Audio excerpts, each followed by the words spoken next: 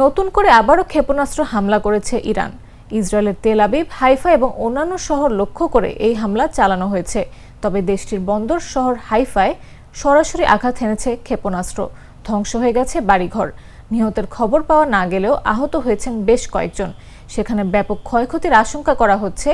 আল জাজিরার প্রতিবেদনে বলা হয়, রোববার রাতে নতুন করে ইরানের ক্ষেপণাস্ত্র হামলায় হাইফায় কমপক্ষে 4 জন আহত হয়েছেন। বিবিসির খবরে বলা হয়, হাইফায় 10 জনকে চিকিৎসা দেওয়া হয়েছে। তাদের বেনিজিয়ন, কার্মেল এবং রামবামের হাসপাতালে নিয়ে যাওয়া হয়েছে।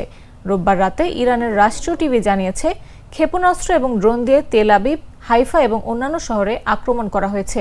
ক্ষেপণাস্ত্রগুলো ইসরায়েলি প্রতিরক্ষা ব্যবস্থা ছাড়িয়ে গেছে। হামলার সময় জেরুজালেম ও তেল আবিবে রাতের আকাশে বিস্ফোরণের শব্দ শোনা গেছে।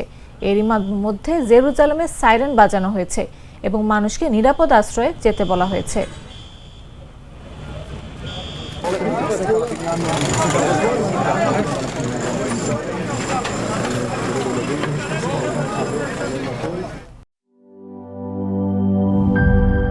এই ঈদে জামা জুতো অ্যাক্সেসরিজের ডিসকাউন্ট।